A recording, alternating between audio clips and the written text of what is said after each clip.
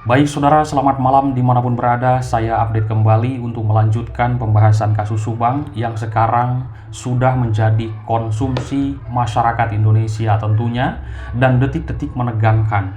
Karena sebentar lagi akan ada putusan dari majelis hakim dan juga pembacaan tuntutan dari jaksa penuntut umum. Besok dikabarkan di hari Senin itu adanya sidang terdakwa Danu dengan dihadirkannya saksi-saksi dari ahli forensik, puslapor, dan masih banyak lagi saksi-saksi yang lain. Itu kabar atau info yang saya dapat. Nah, tentunya teman-teman, harapan kita semuanya sebagai warga masyarakat kasus ini cepat tuntas dan selesai demi keadilan kedua korban yang menggantung selama 4 tahun kurang lebih mungkin sekarang ini masih belum juga ada yang divonis. Harapan kita cepat tuntas kasus ini. Baik, teman-teman, perdebatan di masyarakat selalu ada dan ini sangat menarik luar biasa. Saya memantau di berbagai komentar teman-teman karena di sini banyak perdebatan. Kenapa? Di sini masyarakat itu melihat adalah hanya dari pengakuan sepihak, yaitu Ramdhanu. Ada juga yang berkomentar pendapat yang lain, tidak mungkin juga pihak kepolisian ini menetapkan tersangka kalau tidak ada bukti-bukti yang kuat. Namun yang jadi perdebatan juga adalah kenapa yang 3 orang yang sudah statusnya menjadi tersangka itu belum juga dilakukan penahanan oleh kepolisian Polda Jabar. Nah, teman-teman, saya mengambil dari keterangan Kombes Pol Surawan yang selalu diulang-ulang karena ini sangat penting sekali untuk kita bahas ke publik, diulang kembali, dikupas kembali seperti itu. Baik, kasus Subang, pembunuhan ibu dan anak di Subang, sekarang perdebatan adalah 2 DNA. Polisi berhasil menemukan 2 DNA asing di tempat kejadian perkara pembunuhan ibu dan anak di Subang. 2 DNA asing di TKP tersebut tidak cocok dengan milik kelima tersangka dalam kasus ini. Baik pemilik atau yang sudah menjadi korban pun tidak cocok DNA tersebut. Ini 2 DNA. Nah, ini dikabarkan 2 DNA ini ada di baju Ramdhanu yang sekarang menjadi perdebatan masyarakat yang saya simak di berbagai kolom komentar teman-teman. Tentunya kita juga sangat berharap ya DNA itu yang ditemukan di baju Danu itu terkuak. Karena apa? Di sini kita melihat juga dari keterangan Pak Reza Indragiri mengatakan harus dengan scientific crime investigation, dan juga DNA tersebut harus diusahakan ketemu siapa sih pemilik DNA tersebut. Nah, puslapor kemarin sudah menjelaskan DNA tersebut yang ada di baju Danu ini adalah milik laki-laki yang belum ditemukan pembandingnya. Lalu ketika mendengar lagi dari penjelasan Bang Taupan di podcastnya Misteri Mbak Suci, ya itu pun sudah dibahas tentang 2 DNA asing tersebut. Ini menjadi polemik, menjadi pembahasan di masyarakat, di berbagai kolom komentar yang saya simak. DNA siapakah itu? Bahkan banyak sekali yang langsung mengatakan hanya Danu yang mengetahui DNA tersebut. Bersama siapakah di TKP selain dengan yang dikatakan para pelaku oleh Danu ini?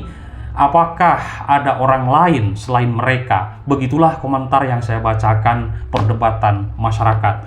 Teman-teman, seperti diketahui, meski telah ditetapkan sebagai tersangka, Ibu Mimin, Abi, dan juga Arigi sampai saat ini belum juga ditahan. Nasib ketiganya berbeda dengan Pak Yosef Hidayah dan Muhammad Ramdhanu. 2 tersangka ini sudah dilakukan penahanan dan pertama mereka disidangkan menjadi terdakwa, menjadi saksi, menjadi terdakwa, menjadi saksi, ya kan, seperti itu.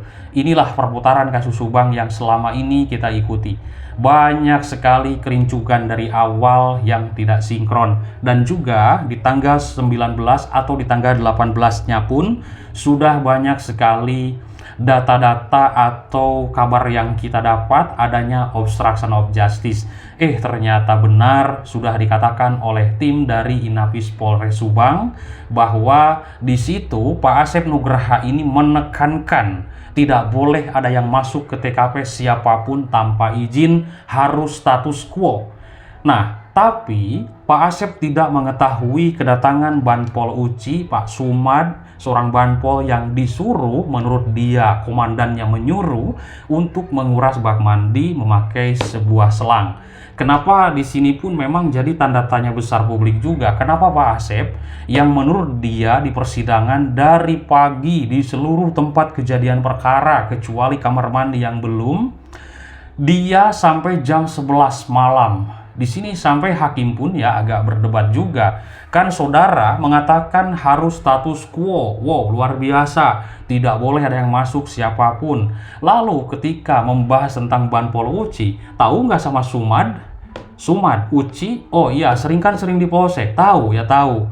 Tapi setelah ditanya dia masuk ke TKP di tanggal 18 Agustus menguras bak mandi, tidak tahu Pak Asep Inapis ini, teman-teman. Atau mungkin saking sibuknya atau bagaimana. Ini pun kan menjadi tanda tanya besar ya bagi publik. Harusnya Pak Asep Nugraha pun tahu dong menguras bak mandi. Kan di situ TKP nggak besar-besar amat kok. Kecil teman-teman, rumah itu kecil banget, nggak lebar-lebar amat seperti itu ya. Teman-teman sudah mengetahui di berbagai video bagaimana keadaan TKP, tempat kejadian perkara, rumahnya dari Pak Yosep dan kedua korban ini. Tidak terlalu ada 100 meter, tidak ada, lebar 40 meter tidak ada lah, kecil ya. Nah itu lingkaran hanya tanahnya yang luas seperti itu. Baik teman-teman, nah ketiga tersangka dalam kasus ini yaitu meskipun sudah dijadikan tersangka oleh pihak Polda Jabar dan mereka memang masih membantah sampai saat ini, Pak Yosep, Ibu Mimin, Abi dan Arigi itu membantah atas keterangan dari Danu. Ini menuai perdebatan di publik. Jadi masalah DNA asing yang ada di baju Danu ini harus ketemu, seperti itulah. Ya kita sangat berharap kan, siapa tahu ada pelaku yang lain yang masuk TKP atau mungkin juga di pagi itu Danu keluar dari TKP pulang. Siapa tahu ada yang masuk yang tanpa diketahui oleh Ramdhanu ini karena dia sudah mengaku pelaku. Dan Ramdhanu ini dari dulu, dari pemeriksaan di Polres Subang, dia sebenarnya sudah menceritakan siapa pelakunya dalam kasus ini dan tidak berubah. Nah, Danu mengatakan adanya intimidasi waktu pemeriksaan di Polres Subang waktu itu. Memang Danu kan belum didampingi pengacara ya waktu itu, sama Yoris, sama Yanti, dan didampingi oleh Pak Kades waktu itu. Namun tidak lanjut oleh Pak Kades. Nah, Danu waktu menginap 3 hari di Polres itu, Danu sudah mengatakan, sudah menyebutkan nama-nama pelaku dalam kasus ini. Namun ternyata ada perubahan lagi dari pernyataannya atau mencabut pernyataannya, akhirnya jadi pihak penyidik pun mungkin bingung ya untuk menetapkan tersangkanya dalam kasus ini waktu di Polres Subang itu. Disinilah muncul ke publik bahwa ternyata pernyataan dari Danu ini berubah-ubah seperti itulah. Nah, akhirnya saya bersama teman-teman mulai pendekatan ya ke Danu. Saya mendekat dengan Danu, sering bareng dengan Danu, podcast segala macam itu.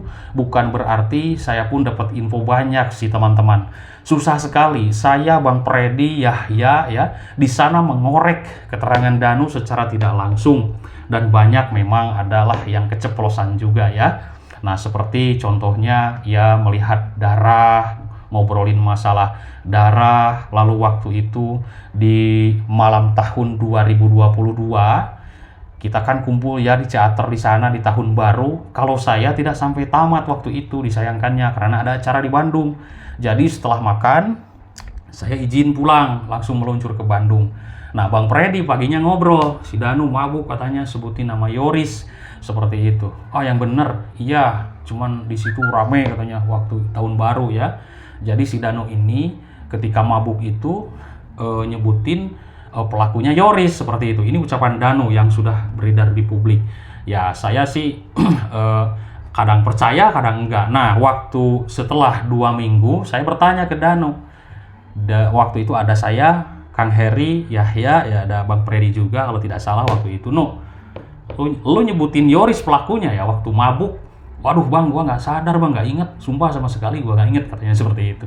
Jadi tidak sadar menurut dia ya. Saya bertanya waktu itu, saking penasaran apakah dia ini menyadari nggak mengucapkan seperti itu. Ternyata pas saya tanyakan, Waduh bang, sumpah saya nggak sadar katanya. Emang apa bang? Danu ini waktu minum di Ciater di malam tahun baru itu menyebutkan Yoris pelakunya. Seperti itu. Waduh, nggak ingat sama sekali katanya. Oh ya sudah lah, kalau sudah nggak ingat ya sudah. Kita nggak bisa memaksakan kehendak. Cuman lama kelamaan, awal-awalnya saya sama sekali tidak curiga ya. Waktu pertama, karena awal mula itu saya sebenarnya bukan mau ke Danu tapi ke Kang Heri main. Kebetulan di rumah Kang Heri waktu itu ada Danu, ya saya pun belum tahu itu Danu. Kang itu siapa? Danu. Di mana rumahnya? Deket di sana kayak gitu. Jadi nggak sengaja ya di situ ngobrol. Awal-awal ya sebulan, 2 bulan, 3 bulan, sampai 1 tahun itu nggak ada kecurigaan sama sekali. Cuman banyak menemukan kejanggalan. Apa itu? Ketika kita membahas kasus, dia itu langsung merah matanya tuh. Dan gerak-geriknya itu berbeda. Jadi seakan-akan tidak mau ngomong apapun. Intinya dia langsung berbicara hal yang lain. Ketika saya lagi fokus bertanya, ngobrol sama Heri, sama teman-teman ya, ngobrolin masalah kasus Subang, Danu ini nggak enak duduk dia, pindah kemana gitu kan. Nah dari situ saya mulai menggambar, melihat psikologi atau melihat apa ya, ekspresi bagaimana ini dalam hati selalu berkecamuk. Akhirnya saya curhat sama Freddy sama Yahya juga. Nah muncullah di situ Yahya, yaitu PDKT juga, dan muncullah nama Cupu dan si Bos. Itu pendekatan saya dan teman-teman secara tidak langsung itu banyak sekali menemukan kejanggalan dalam ketika ngobrol dengan Danu. Ternyata akhirnya Danu mengakui sekarang menjadi pelaku dalam kasus ini. Seperti itu. Besok kita lanjutkan kembali ngobrolin pengalaman saya dengan Danu ya di lain waktu. Terima kasih atas perhatiannya. Bye-bye.